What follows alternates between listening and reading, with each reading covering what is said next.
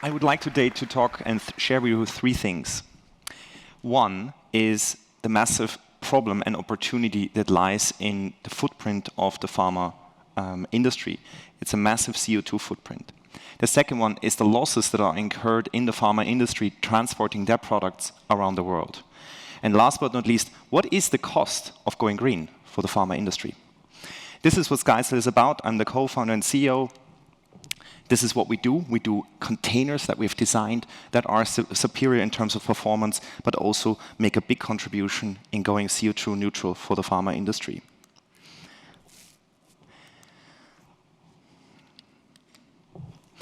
How big is the problem? Roughly 200 million is the CO2 footprint of the pharma industry. This includes scope 1, 2, and 3. This is bigger than the semicon industry. It's half of the footprint of the United Kingdom, roughly. It's also 55% energy more intensive than the car industry. Cars, steel, batteries, just to give you some ideas.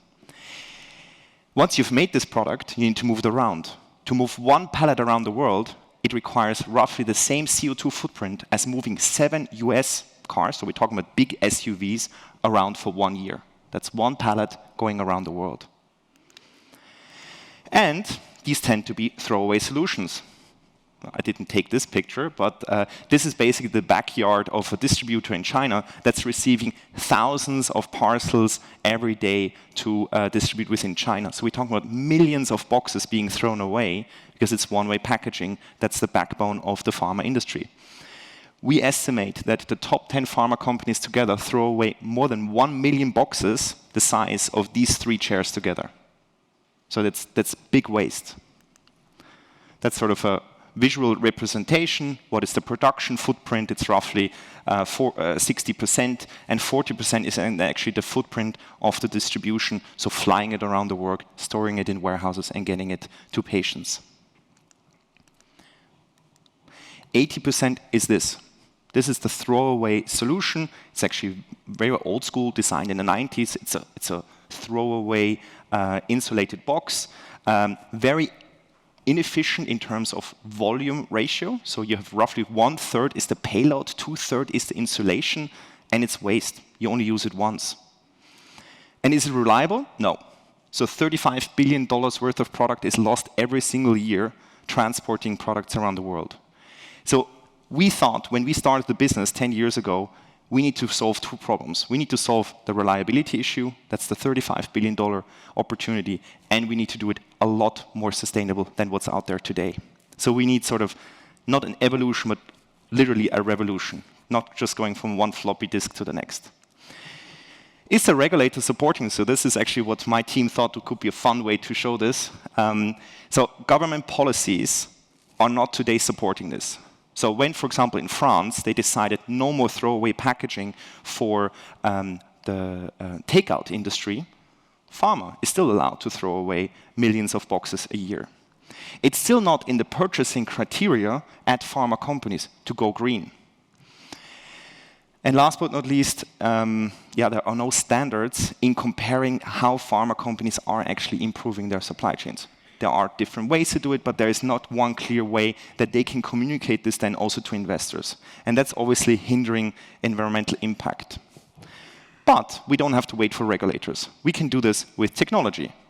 So companies like us, we can massively improve one part of the pharma supply chain, which is protecting their goods better, and at the same time reducing or eliminating the waste that they're doing along the supply chain, with the goal to reduce the CO2 footprint. So this is what we have been doing. This is our latest product. We've developed it over 4 years. It saves on average 8 tons per use. So that's actually quite a big number. So if you then multiply that with the amount of pallets shipped, last year we've saved more than 120 million kilos of CO2 for the pharma industry. And that's because it's lighter, smaller, and better.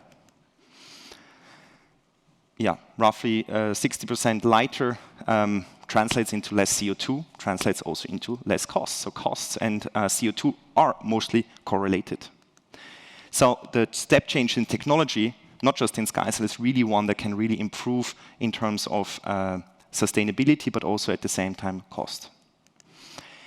When SkyCell sort of reaches maturity in 2030, we will be able to reduce every year the equivalent of 1 coal plant of CO2 emissions. That's a big number.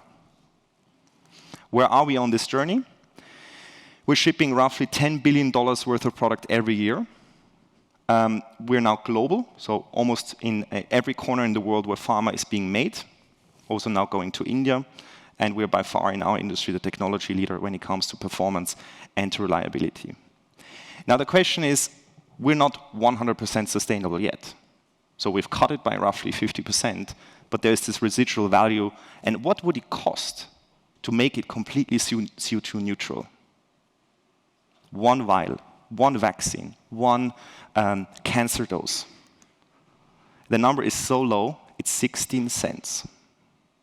And if we cannot afford 16 cents per single vial, whether it's a vaccine or a $12,000 cancer medication, I think we will have bigger problems. So that's basically what I would like to leave with you. The cost of going green in most industries is actually very little, especially if you compare it to the purchasing price. So that's my mission. We want to do good for the planet and for our customers. Yeah.